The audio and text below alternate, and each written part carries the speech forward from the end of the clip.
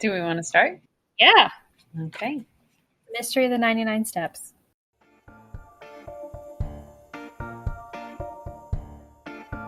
Well, aren't you a regular Nancy Drew? We sure hope so, and we hope you are too. Join us as we talk Nancy Drew cover to cover and click to click.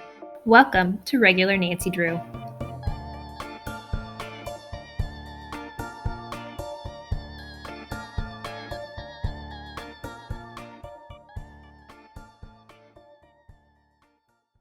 First impressions.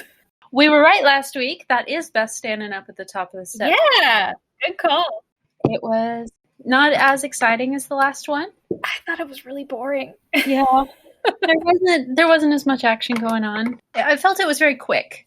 I feel like I remember Nancy Drew books being a little bit longer when I was younger, but Sure. That's probably just because I was used to reading shorter books back then. But Right.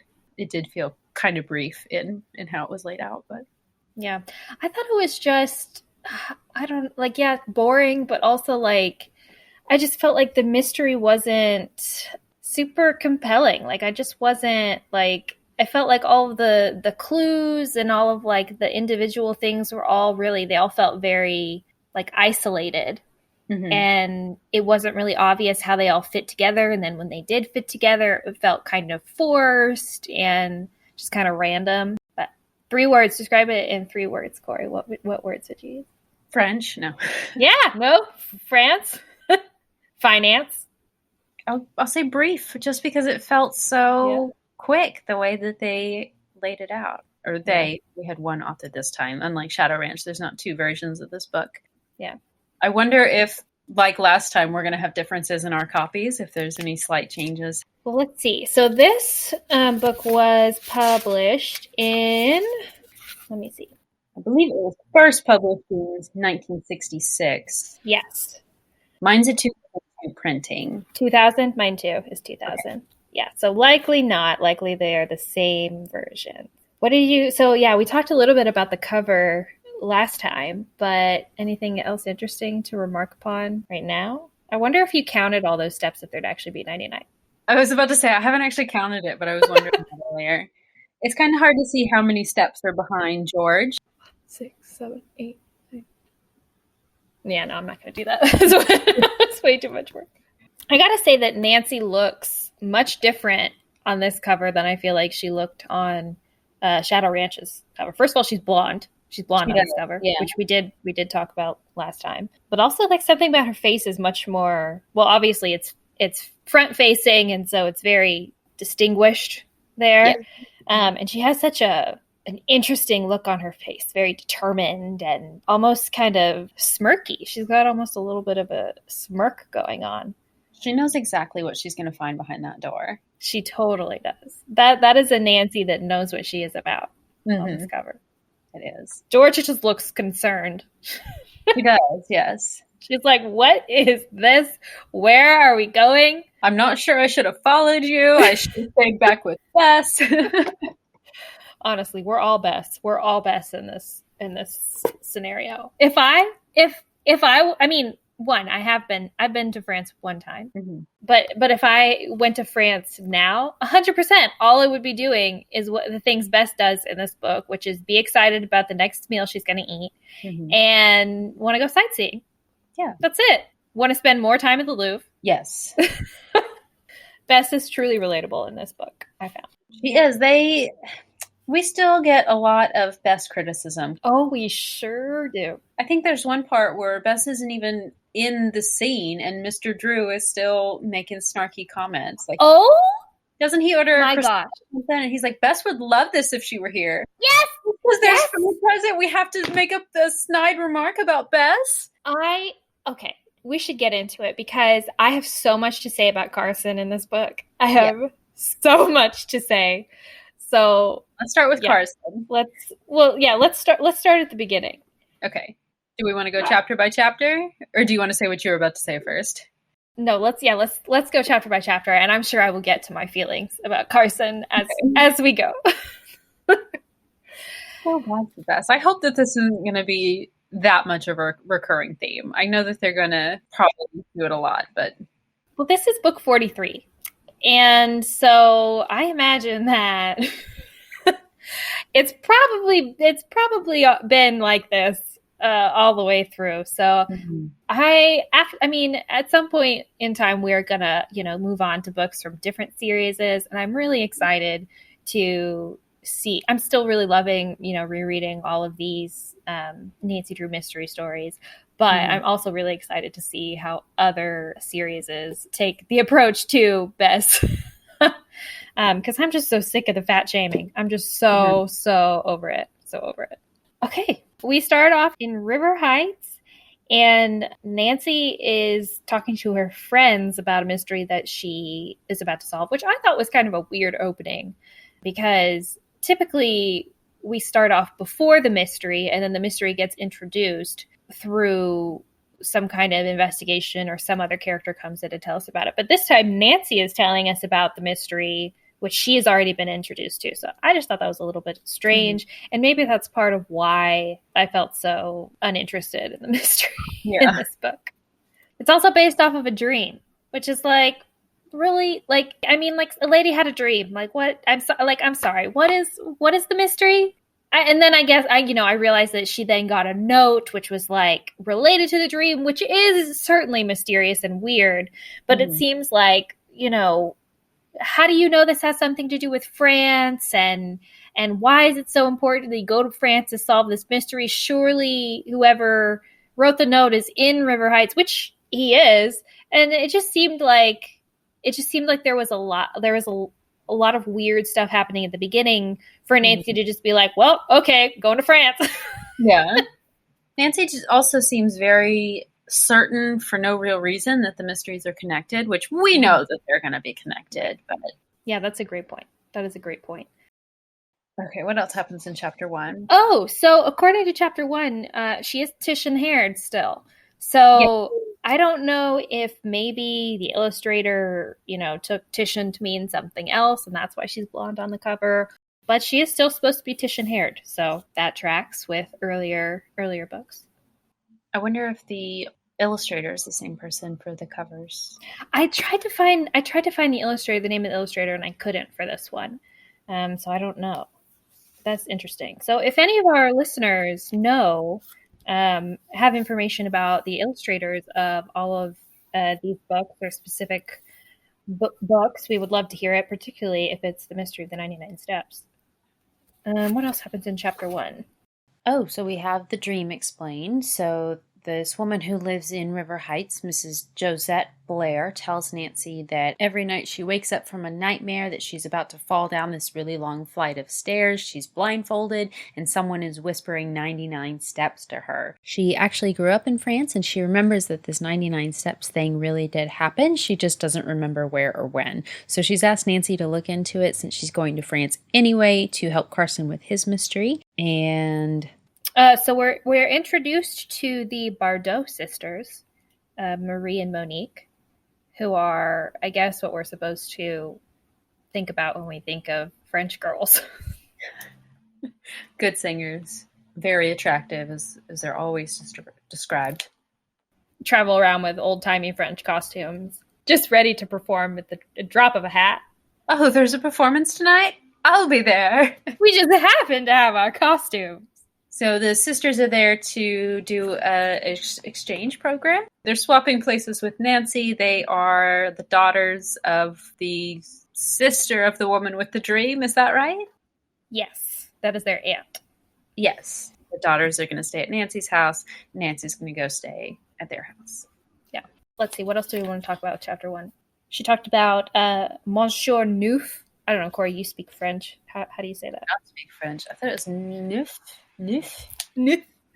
I am trying to learn French, but it's not going very well. I've gotten some of the Nancy Drew games in French. I thought that would help me to learn because I've played the game so many times. I thought it would be like, they say read a children's book that you already know really well in the new language to learn it.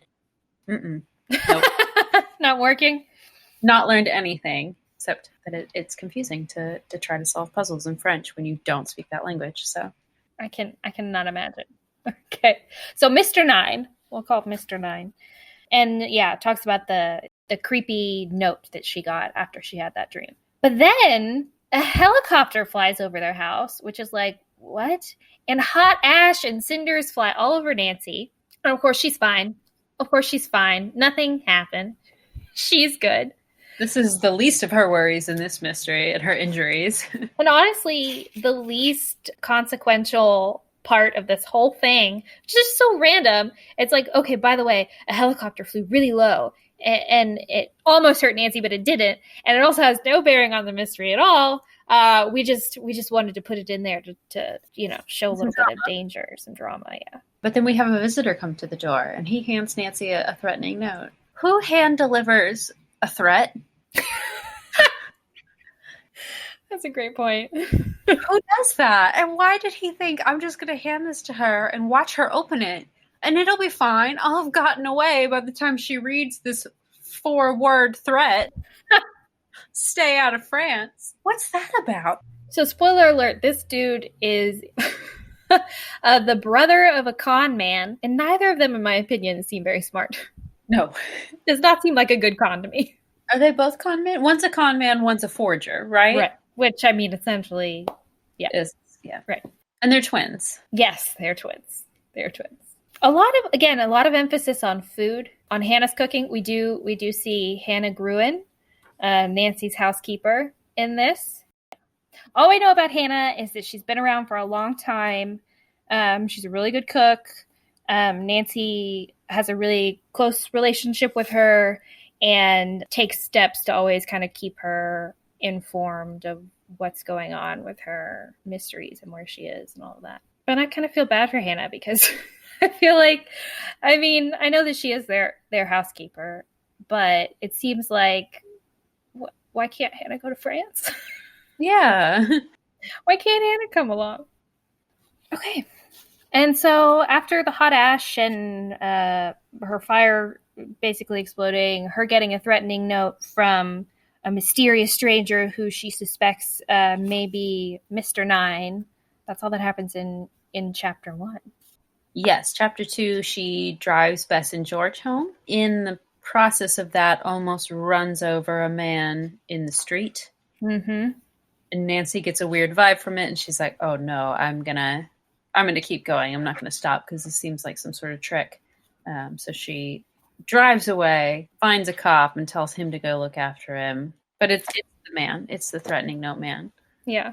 Off in front of Nancy's car. One interesting thing I found about this chapter was that, so it's right after she receives the threatening note, and she seems kind of freaked out by it, which I thought was bizarre. Mm-hmm. She says, so she's talking to Miss Blair on the phone. She's telling her about the note and whatever. And Miss Blair is being very nice and is like, I don't want you to take any undue risks for me. Mm-hmm. And then it says, Nancy replied in as lighthearted a tone as she could muster. Oh, don't worry, Mrs. Blair. I must take risks when solving a mystery.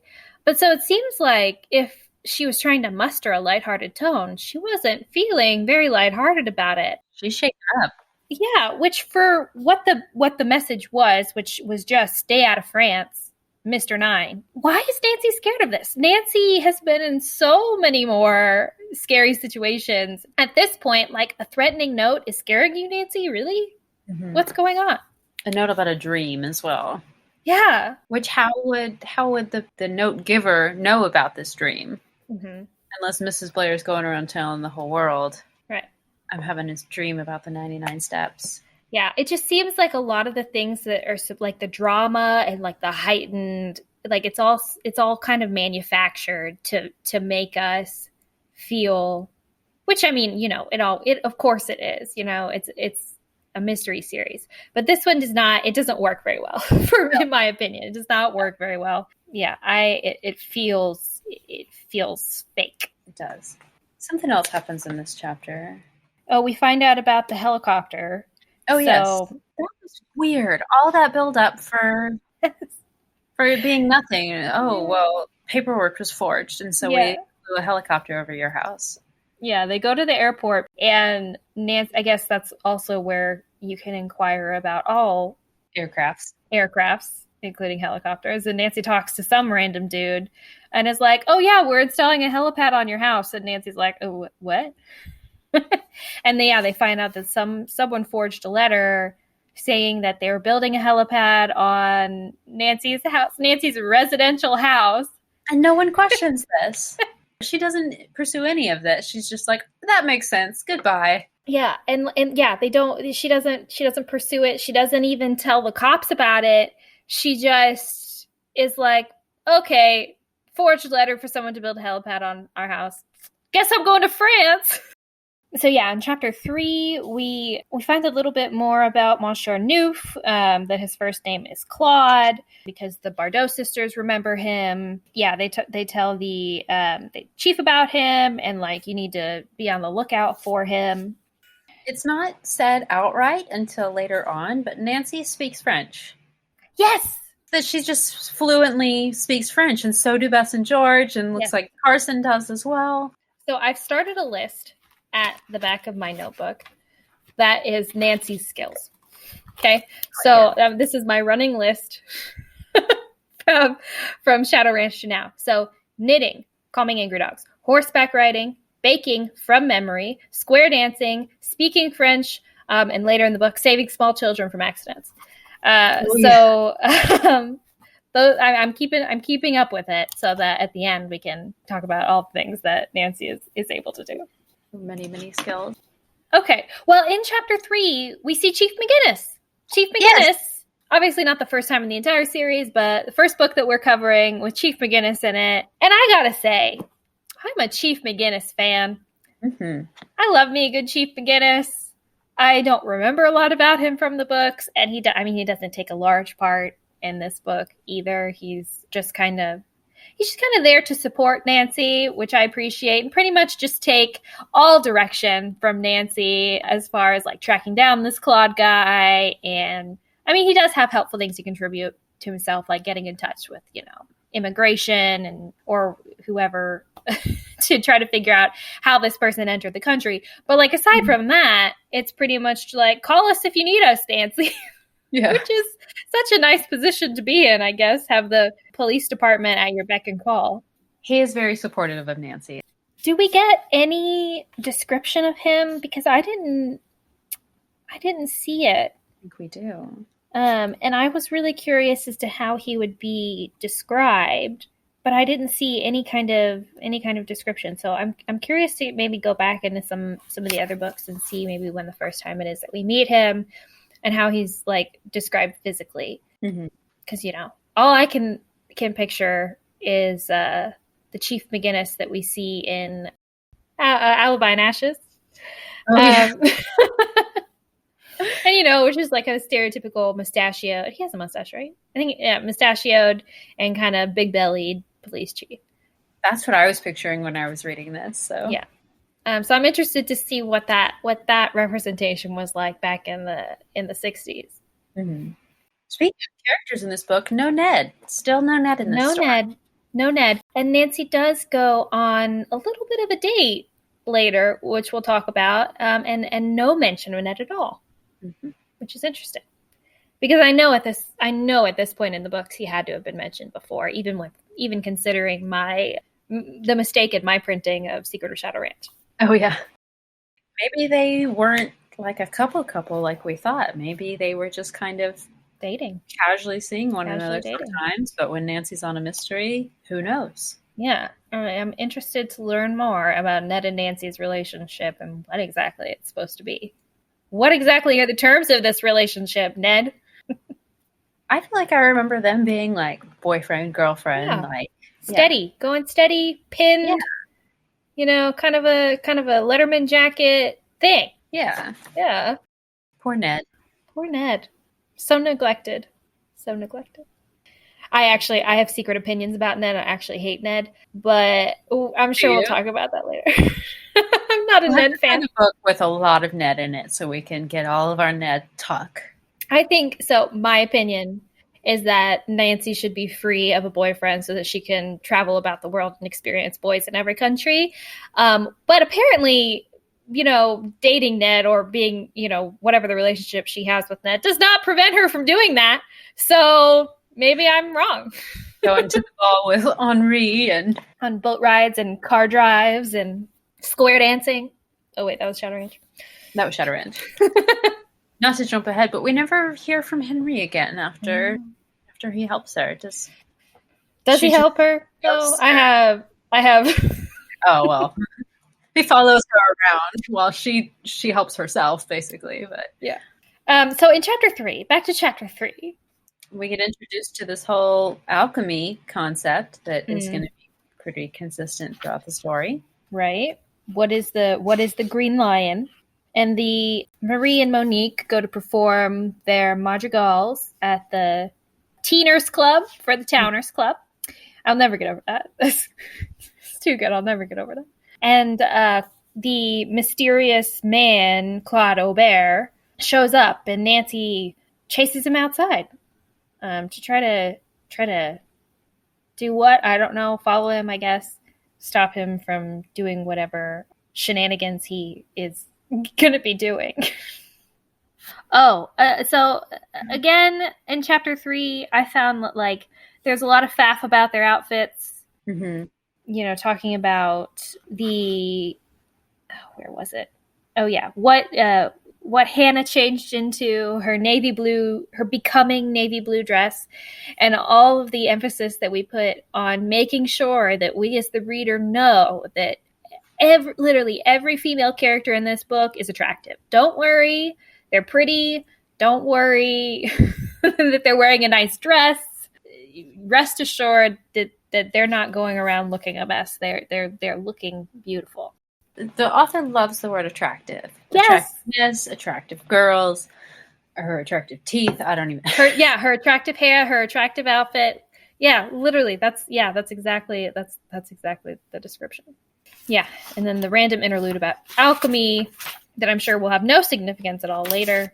Mm-hmm. And then we're at chapter 4. And this is where they're at the performance, right? Yes. Yes, so Nancy's just said, quick, get the police before he leaves, and now they're going to chase him after the performance. We learn in this chapter that mysterious Frenchman Claude has black eyes, which is described in that way, which I'm sure is not to say that his eyes are actually black, but tried to describe how scary he's looking. But yes. I just thought it was such a why is that necessary? I think it's again one of those things that they try to put in there to make us feel really frightened about this, but I didn't feel frightened at all. I just felt like what is going on? Yes, it was a little confusing. So they do eventually capture. They are able to find Claude Aubert after he tries to break into their house, Nancy's house, and their burglar alarm goes off. And the police have found him trying to break into her house because they had followed him from the school dance or school performance or whatever that was. And so they find him, and then they're just basically just interrogating this guy in Nancy's living room, I guess, which I thought was kind of bizarre. Very strange for the police to be like, all right, let's go inside now. Take this man to the police station where he's not going to get away from you again. Right. And so, yeah, I was interested because they did, I mean, they don't say this. They could have done this, but they don't say this. But they didn't apparently Mirandize him. And so I looked it up because this was also a plot point in the Emma Roberts Nancy Drew movie where she wanders across a film set in Hollywood, and a guy's reading Miranda rights, and she goes up to the director and she's like, actually, Miranda rights were not around at this time. And so I was like, I wonder if this was before Miranda rights. And I looked it up, and fun fact, Miranda rights were actually established the actual year this was published, 1967. Wow. Yeah. So it was probably not in practice just yet. Right. Yeah. That's crazy. They could just grab you up off the street. Ask you whatever you want. I mean, they still do, but yeah. So we get another threatening note. Yes. Beware, Mr. 9. And then Nancy's like, that's fine. I'm going to go to bed now. And then we wake up and the burglar alarm is going off again. We've got another break. So Nancy actually has a dream when she goes to bed. She has a dream about people in old-fashioned costumes. as she calls them, and ruins of a chateau, and bells ringing, bells ringing lustily. Mm-hmm. That was strange. But then it's just because she's realizing that there's actually an alarm bell ringing, and so she wakes up because their burglar alarm is going off again. Have we talked about Carson's mystery yet? I don't know if we've addressed him. We know about the 99 Steps dream. No, we didn't really address him yet. So at the beginning, Nancy's inviting Bess and George to go to France with her because they want to look into, or help Carson look into his mystery. But while they're there, they're also going to be looking into Mrs. Blair's dream about the 99 Steps nightmare, whatever it is. Do you want to talk about the frightened financier? Yeah, honestly, I felt myself skimming. Not caring at all about this. But there's this guy in France that Carson was hired to kind of investigate, and they weirdly hired Carson because they thought that like hiring a detective would be too obvious or would be too suspicious. And so they hire a lawyer who then hires his daughter, who is a detective, whatever. Not even a French lawyer who would know French laws around finance. An American lawyer. Anyway. They hire an American lawyer from the Midwest, a small Midwest town, to come to France and investigate this guy who is being just kind of shady and suspicious. And what did he sell off? He's threatening to sell his company. And there's like other weird money stuff going on with him that honestly, I could care less about. His business partners are just suspicious and say, hey, come check it out. And Nancy is certain right away that these two mysteries are connected, that there's some connection between Mr. LeBlanc is his name, I believe, the financier, and the 99 Steps from Mrs. Blair's nightmares. Well, so I think the reason that why she thinks that, or why we're supposed to think that she thinks that there's a connection, is because people start, or the notes start warning Nancy off of going to France. And so obviously she was invited to France by Carson to help with his mystery. So I think we're supposed to believe that is, they're warning her off of it because they don't want her to investigate that.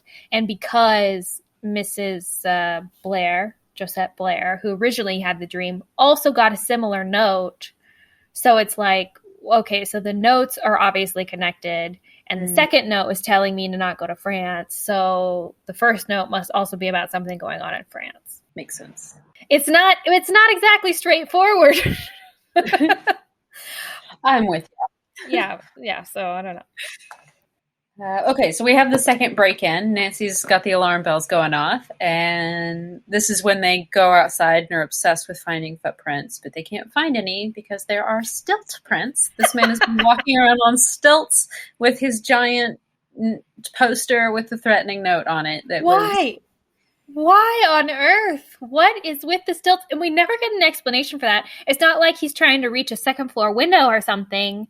It just seems like maybe he's doing that purposefully to conceal his footprints. Like, that's the only potential explanation that I can see. But we never get that for sure. We don't know why. We never know why he's on stilts. We never get any sort of... Do you think the intruder meant to steal something? Either that or he meant to harm us? That's it. That's the end of the mention of the stilts. Yeah, and eventually at the end, when they do, capture Claw or search his stuff or whatever, they find that he had stilts. Mm-hmm. So it was obviously him, but we don't get an explanation as to what the stilts had to do with this. Hasn't he been arrested already? Yeah, but I don't know if he escapes. I don't remember exactly what happens, but or they find his car or something, and they find stilts at some point.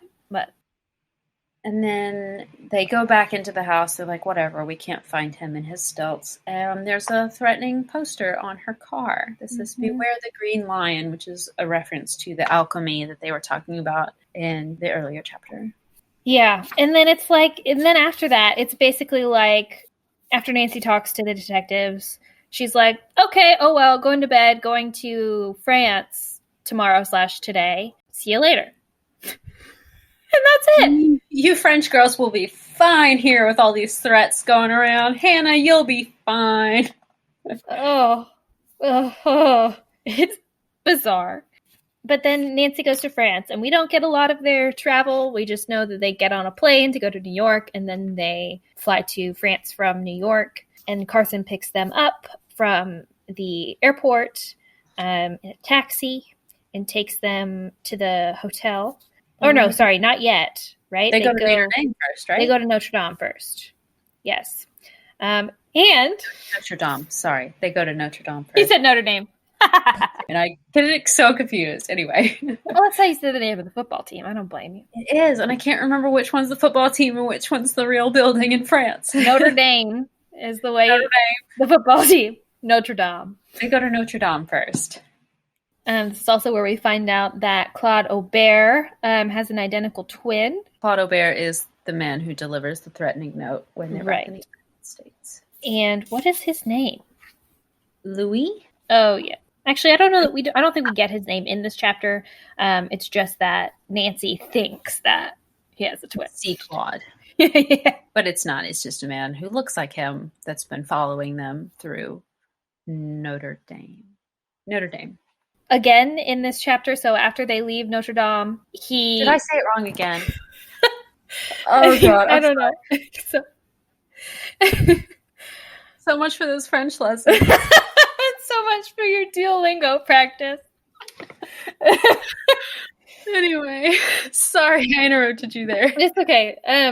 So after they leave Notre Dame, they go to a restaurant, and even Carson gets in on the fat shaming Bess, or he and Nancy go to a cafe, and he says, "Oh, wouldn't Bess be goggle-eyed over this pastry?" So thanks for that, Carson. Like, no one even asked. No one mentioned Bess, but we see food, so we have to use that opportunity to take a swipe at Bess for no reason.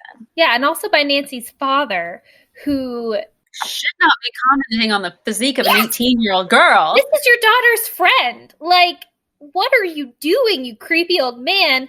I have more to say about him being a creepy old man in a later chapter.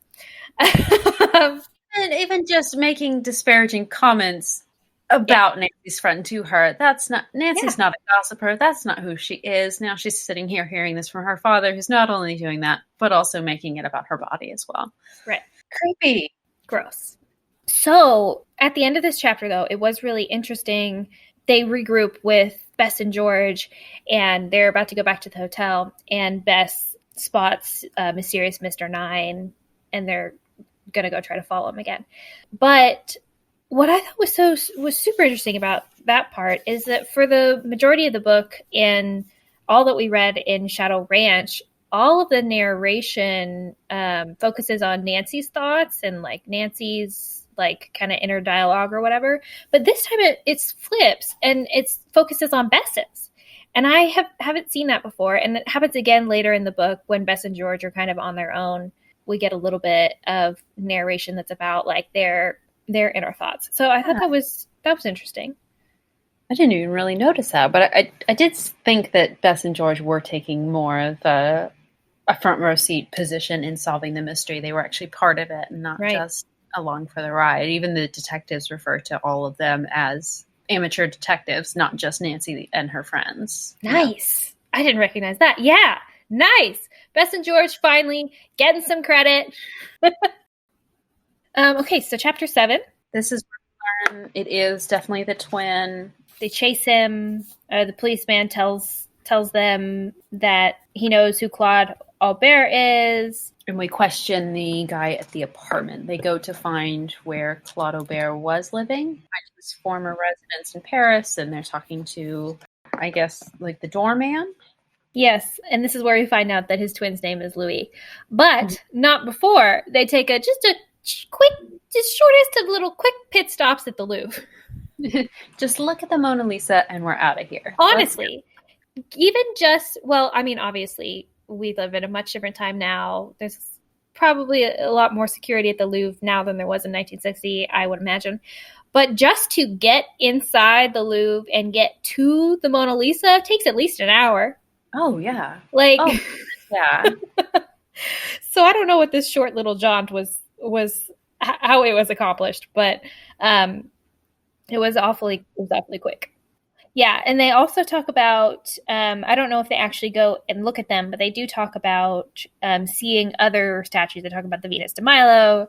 They talk about Winged Victory. And so it seems like if you're going to go see all of those things, which are in drastically different parts of the museum, it's a big place. It's a massive place. You're not just going to do that. That takes like a whole afternoon at least, if not a full day. So I thought that was, sorry.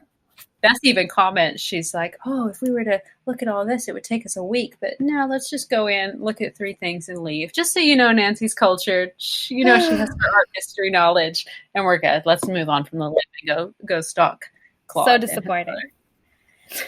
I mean, to be fair, it would not be super interesting for us to sit here and listen to Nancy's, experience at the crepes Louvre. Through the Louvre. But here's how this fictional character experienced a museum.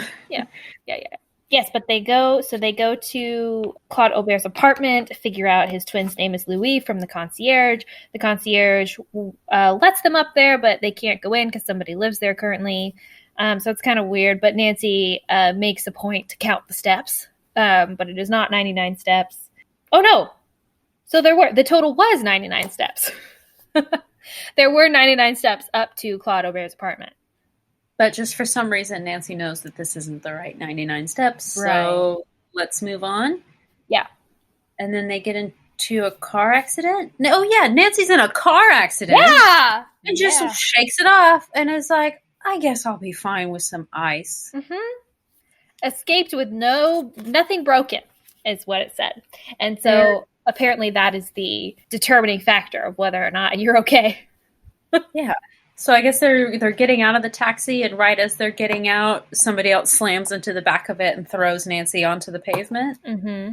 But she's just fine. Like, she's clearly very injured, but she's got a hefty bruise. A lot. She probably has a head injury. Yeah. And she's so insistent that she's fine. To be fair, she is seen by a doctor, and the doctor says that she is okay. But even Bess and George, so I think they say somewhere George says that she's like, George was rubbing her neck. Mm-hmm. So George got bumped too. Yeah. But yeah, no, they move on from that pretty quickly after a quick check over by a doctor who just happens to be at the party. Oh, yeah, we're going to a party. We have to get glamorous now after our car accident. We're going to a party at Monsieur Tremaine's house. Mm-hmm. He is the guy that hired Carson to investigate the financier. Right. And so we're going to go investigate him at this party. Right. But it's so funny because they got dressed up, they got in the taxi, they got in the accident, they get to the party. And then when they get up, the butler or... whoever it is that admits them into the house, the doorman admits them into the house and is like, oh, he saw the accident and was like, oh, please go upstairs. There's a doctor. I'll send him up or whatever. So they get upstairs and more time is spent after being checked out by the doctor. More time is spent talking about them freshening up and like, brushing off her dress and new makeup and reapplying their makeup and everything. Then time is spent on the doctor examining them. Yes. Almost more time on their outfits and makeup than on the party itself. Yes. But now we meet the Tremaines and we go into the party. And this is where our first outright racism happens. So yeah, they start off by describing this person as a man in Arabian dress, which is, I think, a great way to start off. Yes. As describing him. If only they could have maintained that, because then after that they move on to call him the Arab. They repeatedly call him just the Arab, not the Arab man, not the person who looked Arab, the person who might have been Arab. Which is interesting because we do eventually find out that he is in fact not Arab. Right. He is a white man, Louis Albert. We still refer to him as the Arab, though, when he's wearing that his I don't want to say costume, but he's using it as a costume, as a disguise at this party. Yeah, we still refer to him as that, even after it's discovered his real name. Yeah, and his real identity.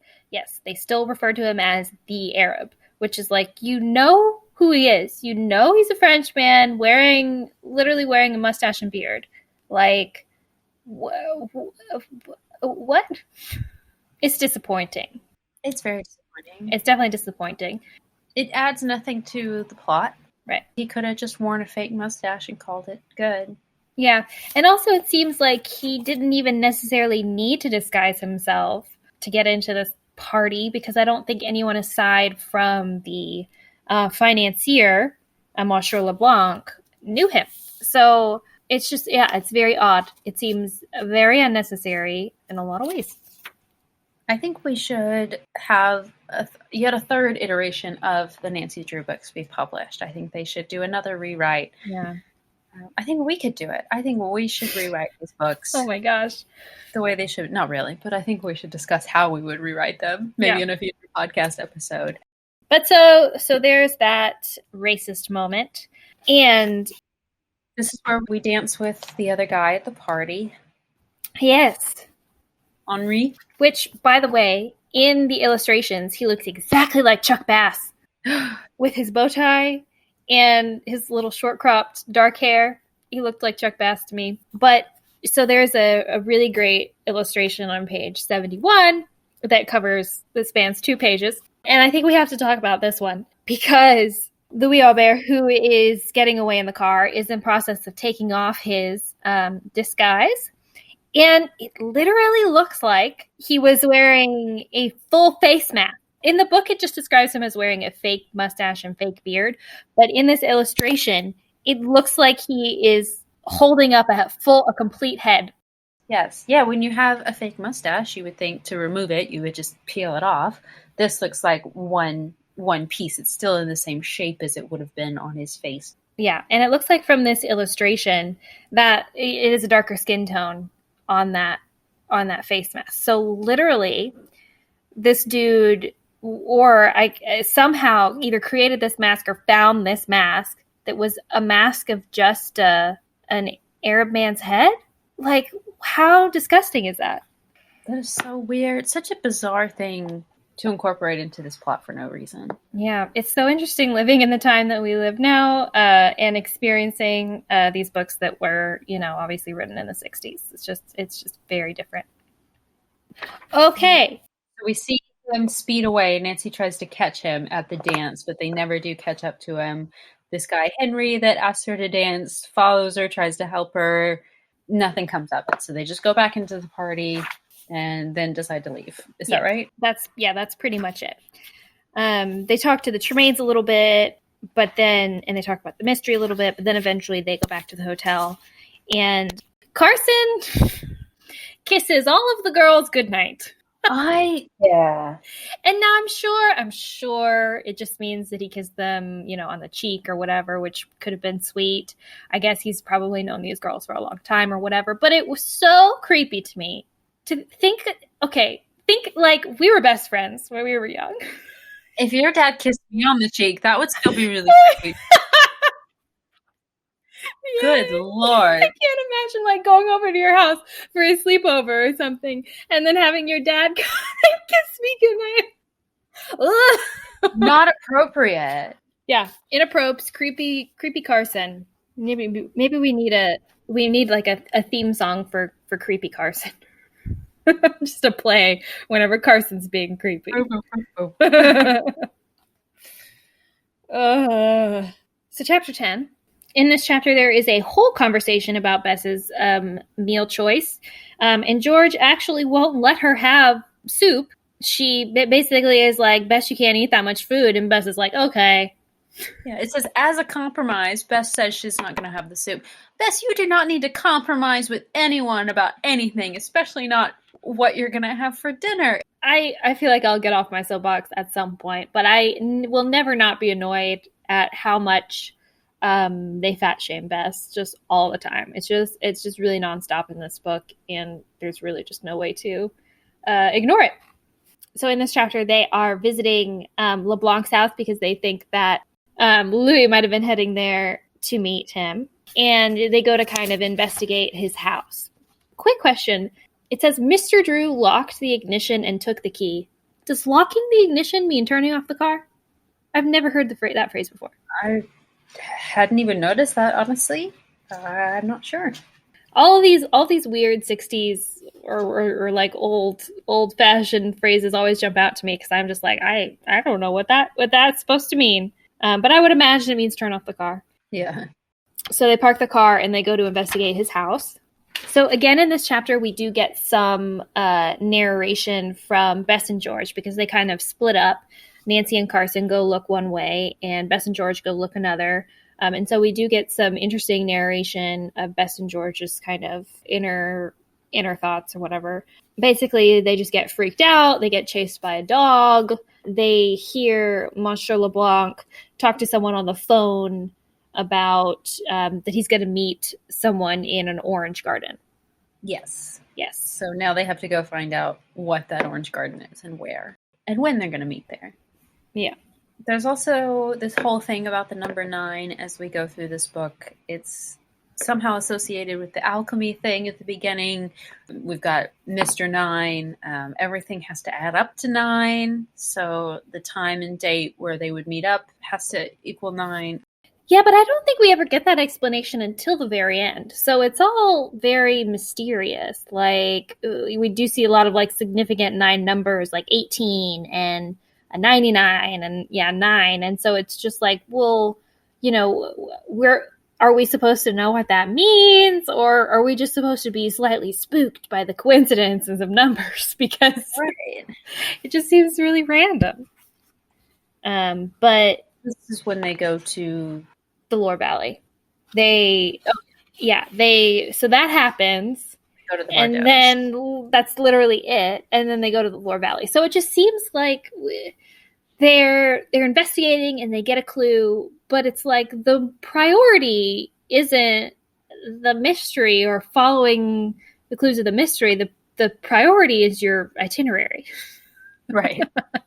We don't know where the orange garden is, but now it's time to go to the Bordeaux, so see you later, Dad. Yeah. Which to a certain extent I understand, you know, like you have to be somewhere you said you were going to be, or you made an agreement to go visit these people, so you gotta go. But it just seems like surely Nancy in other situations has come across as being incredibly single-minded, and it just seems like she just doesn't care. Yeah. Just seems like, okay, fine, going to sightsee, stay at the Bordeaux Chateau. Yeah. Oh, we get a letter from Hannah from home. Mm-hmm. The Bordeaux sisters are doing well. Josette Blair has another dream about the 99 steps, but we remember the name of the governess that was taking care of her at this time, which is Lucille Manon. Or Manon? I think Manon, yeah. So then there's that. And then they drive and they just happen to drive past Versailles.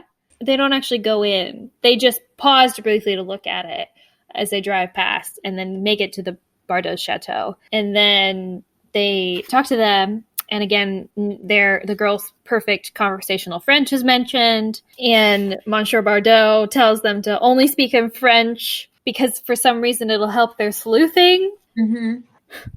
Which Makes no sense. I don't get. But I mean, I guess probably because people will take them more seriously or maybe think potentially that they are French. I don't know. But we also meet Fifi, the poodle, miniature poodle. She's got her own bed. Yeah, weird emphasis placed on her dog bed, and nothing ever comes of that. It's never mentioned again. It's just like, oh, there's this really cool, like, they describe it really well. They're like the square frame, blue satin cushion, gilded wood, arched canopy, blue velvet, blue and white striped satin. Like, it's incredibly descriptive, and it's no significance. It just seems like this book is very poorly edited. Yes. Like, that would have been a situation in which you should have trimmed that just a little bit. A little bit. They talk to them a little bit about the progress they've made towards solving her sister's mystery and about who she thinks left the messages. They ask them about the orange garden, and they tell them about a spot at Versailles and that there's a place in Versailles called I'm not even going to try to pronounce Orangerie. that, but that also like a certain flight of stairs that's 100 steps. And Nancy's like, oh, that's close enough to 99, which turns out, I guess, to be kind of right, because they do go there and they tour Versailles and everything, and they go to the steps, and there is a message on the 99th step. So it's truly bizarre, because there's 99 steps to Claude Aubert's apartment, 99 steps in this orange grove at Versailles, and eventually later, we find the actual 99 steps that is referenced. So it just seems like, so there are multiple steps of 99 steps that are significant. Mm-hmm. And the message that they leave on the 99th step is M9, referencing Mr. 9. Why leave the message on the 99th step? It's some kind of weird significance to these con men, or this con man. But then in the next chapter, or kind of at the end of that, could we talk about the ending of this chapter? Yes. A cartoon kidnapping of George Fane.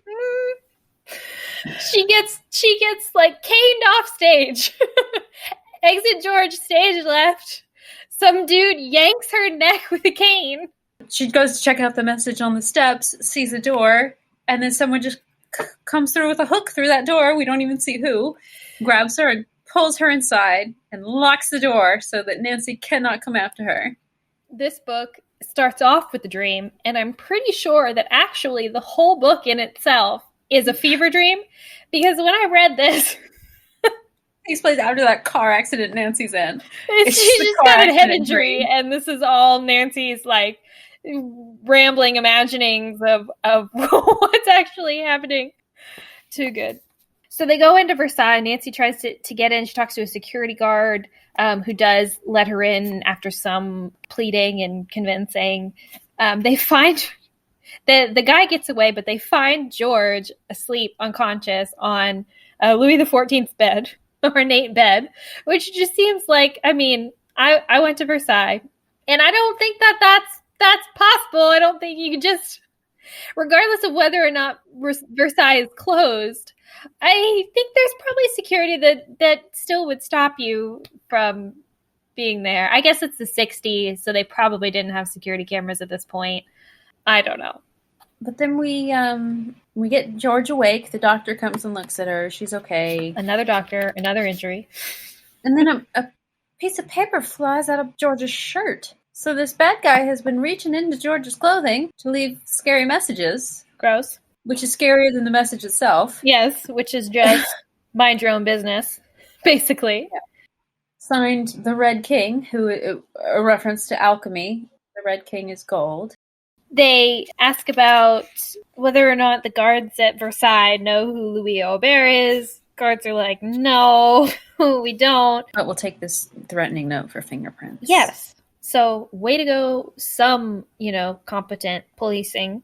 But we never hear from them again. But we don't, right? yeah. Nothing comes of this. They go back to the Bardots. They talk about going to visit where they used to live when they were young. But nothing really comes of that either, except for the fact that they talk to the people there, and they say that Lucille, is that her name? Mademoiselle Yes. Manon. Yes. Nanny. Yeah. Not nanny. Governess. Her governess is now married to Louis Albert. Yeah, correct. But they don't know anything else. Okay, so we're in Orleans looking for the Alberts. Yes. We don't find them, but Nancy saves a small child from falling off of a tall statue that they have climbed upon randomly. Again, no significance. Yeah, they do keep hearing that Monsieur Aubert is around, like, oh, he's leading the parade.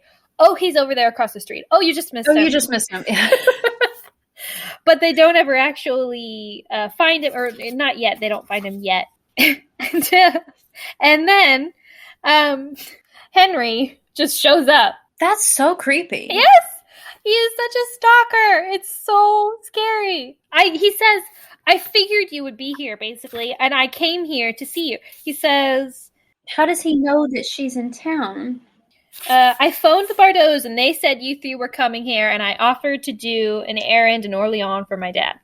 So not only does he go out of his way to figure out where Nancy is... He goes out of his way to find her. And let's be clear, like, this guy, Nancy danced with him at a party once. Yeah. Once. And he has called where she's staying to track her down. This is creepy behavior. Ladies, if a boy does this, it doesn't mean that that he's a good guy, okay? Yeah. Maybe be a little bit careful. And then Bess and George totally throw her under the bus because he's like, do you want to take a drive with me? Which I'm screaming, no, Nancy, don't get in the car with this guy. Car with him. And Bess and George are like, oh, you go, Nancy. You go. You have fun. And it's like, ladies, help your friend out of this creepy situation. In a foreign country. Yes. But then they get in a boat. They go for a boat ride or a paddle boat ride or something. Yes. And I do have to say that Nancy kind of really turns on the flirting for Henry Durant. Or Durant, however you say it in French, because she says they're kind of joking a little bit about, he's going to be a lawyer and he wants to give her some mysteries to solve or whatever. And she says, I can't wait for your first assignment, she said, her eyes twinkling.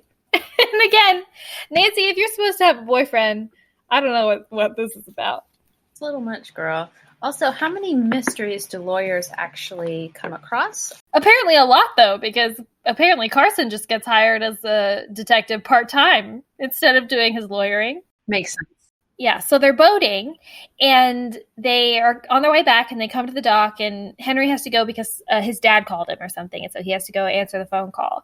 And someone, a stranger, comes up beside her in the boat or whatever, covers her mouth and slaps her so hard she falls in the water. Mm-hmm. Now, Corey, I just want you to picture this with me for a second, and everyone listening, just picture this for a second.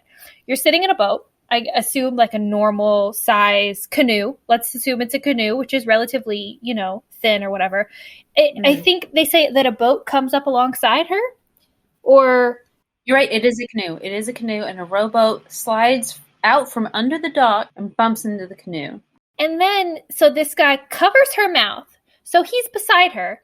He covers her mouth. So he's not behind her in the boat. He's in front of her, or at least next to her. So he puts his hand up over her mouth, and she can't back away, and then smacks her with his other hand. Hard that it knocks her unconscious. So he's supposed to be covering her scream and smacking her at the same time. It just seems like either Nancy is literally just sitting there letting this happen to her, like, or something, or it's described really strangely. Can we talk about what he says as well? Yes.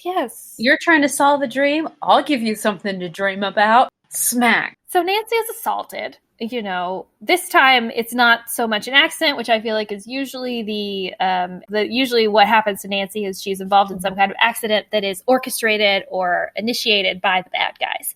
This time the bad guy just straight up smacks her. Mm-hmm. And thank goodness for Henry at this point, because he comes running back and saves the day. Saves the day. Pulls Nancy out of the water. She tried to swim, but she had no strength to do so, so she tries to float, and then Henry pulls her out. I'm all right. I'm just weak. Yes. Yeah, I bet you are if you've just been smacked unconscious. Yeah. But she feels better after she drinks coffee, which is relatable. Yeah. She's all fine after she gets a little bit dried off and drinks some coffee. Way to go, Nancy. Even though she's still recovering from the car accident a few days earlier. Her spirits are revived after she's changed clothes. Mm-hmm.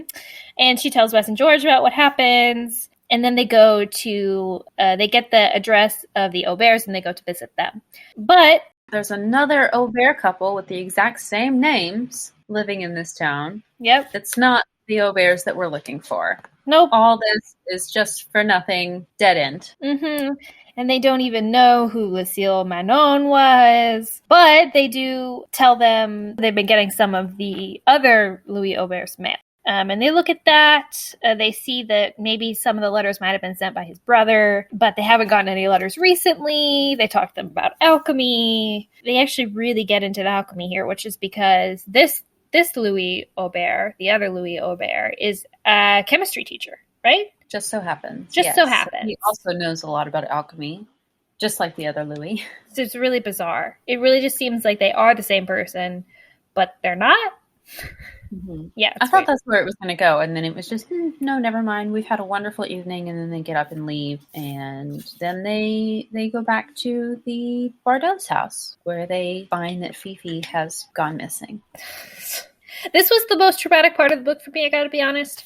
I cannot handle missing pets. I can't handle injured pets, so I was very upset. We can't handle the implication that some animal might be even slightly unhappy. Yeah, really, I can't. No, honestly, that's not even an exaggeration because literally my whole life is devoted to making sure that my cats are as comfortable as possible at every waking moment. So, yeah, I can't even, it makes me upset to think about a dog missing. Unless this dog is having the best day of his life, I don't want to read about it. It's too sad. So true. So the Bardot's dog, Fifi, the poodle, has gone missing. She's found straight away on the next page. So. But unconscious. Yeah. Someone drugged her. Just so that this little tiny thing won't bark, I guess. Why? Did they steal something? They did. So they did. They went around the house and they stole gold. It's kind of random. Oh, yes. All the gold, but none of the other silver, precious jewels, anything. Right. They just stole the gold. It just seems like, why did you break into this house where Nancy Drew is staying just to steal the gold? Surely there are other places where you can find gold if you needed or wanted it. But it does give Nancy an opportunity to kind of pull one over, or I guess not pull one over, one up the policeman by solving the mystery before they did. Oh, yeah, Nancy gets kind of indignant at the police officers here. I feel like in Shadow Ranch and, even before in this book, we're kind of used to other people kind of doubting Nancy's ability until she proves herself. But this time, when the police doubt Nancy, she's kind of annoyed. She's kind of like, oh, I have to, I can't believe that you would think that I don't know what I'm talking about, me, an 18-year-old American white girl. I can't believe that I would have to prove myself to you, a French policeman. So she kind of takes it upon herself to, show off, which she does, to be fair. I just find it funny. It was, yeah. And then I also observed that just how lucky it is that all of these clues always lead to some beautiful location in France that has some kind of historical significance that we get to learn about. Yes, that's true. That's a very considerate villain. Allows for them to take some very beautiful car rides through beautiful scenery. He wants to make sure Nancy still has a pleasant visit to France, even if he does try to kill her at the end. Thank you, Mr. Nine. Okay, so Fifi's fine. Nancy figures out how they broke in and what they stole and everything. And then Nancy's going to call Carson. She talks to her dad and learns that Monsieur LeBlanc has purchased a lot of uncut diamonds, but they don't know why. And earlier there was some sort of theft, right? So he's got a few money things going on with him. It's just a little sketchy where he's getting all this money from and what he's using it for and why he's acquiring a bunch of diamonds all of a sudden. We got some questions there. Yeah. I do wonder, obviously we live in a much different world now, so I do wonder if some of this is supposed to be a little bit more obvious than it is to me now, because I feel like when I read this, it all just seems really random. Like, okay, he's buying diamonds. He, his money was stolen. He's thinking about selling his like, is this supposed to add up to something that I'm supposed to understand?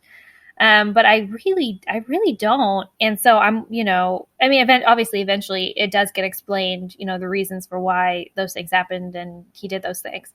But I just wonder if it's supposed to be something more common knowledge that someone in the 60s might have been able to pick up on that is just lost now. Maybe it's just supposed to all seem really sketchy to us and we're not supposed to get it, but Nancy does get it. So we're supposed to be more impressed by how amazing she is. Right. It does feel like Nancy has some kind of extrasensory perception going on in this book that is not communicated to the reader. So they go to the chateau. And they are going to go to one of the ruins. Oh, no. First they see Monsieur LeBlanc. Mm-hmm. There's a car chase. A car chase. Yeah. Step on it, George says to Nancy. And luckily, she says the road's straight enough, so she keeps up. But then Monsieur LeBlanc goes around a corner, goes around a sharp turn, and Nancy doesn't feel comfortable making it. The one smart decision that Nancy has made in this book so far, and they lose him, fortunately. Yeah. But then they turn around, decide to come back because he must have gone off on a side path or something. They find the side path, but he's not there. They walk down farther down and find ruins there, and then come across a little boy playing as a knight in this chateau, which is just totally a random aside too. It has absolutely no bearing except for the fact that he points them to the ruins on the other side of the road, basically. So now we're on the correct side of the road of the correct ruins. And this is where they hear a creepy lady singing. Yes. A creepy lady singing a madrigal. Ho, ho, ho. So they assume that it is Lucille Manon, but they don't actually meet her yet. But they find the ruin and they find the 99 steps, which is what is pictured on the cover of the book, a creepy, janky looking staircase down into what is described as a medieval laboratory. So Beth stays up at the top to keep watch because she's not going down there. Relatable, Beth. Yeah, never go down a very steep, long staircase in the middle of ruins, in the middle of the night, someplace you're unfamiliar with, chasing people that have tried to kill you, 5 times now already? Yeah, not smart. Not smart, ladies. Turns out okay, though. They go down, and they do see someone down there. It is, who is it, Corey? Is it Louis? It is. They don't say that it's Louis. They say that it is the Arab. They know who that is now. They know who it is. And they're still referring to him as the Arab. It's so insensitive. Anyway, okay, so we see him, and he has got a little piece of coal that he's hollowed out. He's stuck a gold nugget inside and then put some, I guess, black paste or something over it so you can't see the hole. And is this where LeBlanc comes in? Yes. So Bess does their bird call, which was interesting to me. They alluded to that earlier in the books too, that they have a special secret bird call that they use. Carson said it before. And I was like, that's interesting. I guess Carson has a bird call that he uses, but Bess and George and them know it too. So Bess does her bird call from up where she's keeping a lookout. And that means she does it twice. So they know that means someone's coming. And so they hide, and Monsieur LeBlanc comes, and I guess we do realize why Louis Robert is in that quote-unquote costume again, because he is trying to pull one over on Monsieur LeBlanc. He's trying to fool him, con him, and make him think that he can turn coal or turn anything into gold. Now all of his actions before make sense, and we understand why he was, being weird with his money. And we realize that it's because he's being conned to think that gold is not going to have any value soon. Right. So Louis, disguised Louis, says, it's going to be, $5,000? And LeBlanc is like, all right, you'll get your money tomorrow. And Nancy is like, I've got an idea. This is where Nancy solves the mystery, basically. And now we've got to set up this trap to catch Louis in the act. Yep, and I mean it's pretty boring from then on out to me. I honestly think it's. I mean they talk to Carson, they talk to Monsieur LeBlanc. They get both of them to come out to the countryside to the chateau, and then they're going to set up this sting. They're going to call the police and get LeBlanc to go to his meeting as planned, and then that's where they're going to nab him. And so they do.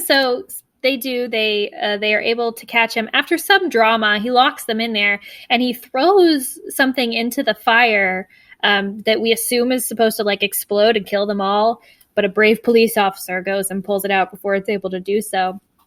And then the police capture him, bring him back to the laboratory where Nancy is waiting, and they kind of get the whole story from him. So we learn all about, how his intimidation of Nancy and his conning of Monsieur LeBlanc. We find that he invented this character of Abdul Ramos is supposed to be who this Arab person is. Mm-hmm. Now, can we talk about that for a second? Because Ramos is not an Arab name. Right. If you were to pick a fake name, you could do a lot better than that. A lot better than Abdul Ramos. Yeah. And then we get kind of the sad story. So we meet Lucille Manon shows up, and we kind of get her sad story, which is just that she married this guy basically, and turns out he's a con artist. So yeah, we learned that Lucille fell in love with Louis while she was working as Josette Blair's governess, so she would take the little girl with her to go visit him in his laboratory. To help her not get scared, she would count each one of the steps as they walked down it, which explains the dream that she was having of the 99 steps. What does she say exactly? Oh, I knew nothing about this. She's crying, rubbing her eyes with her handkerchief, and Nancy comes over and basically gets her to confess that she was the nanny to Miss Blair. And Nancy kind of she feels bad for her. She's like almost in tears when she's talking to her about it.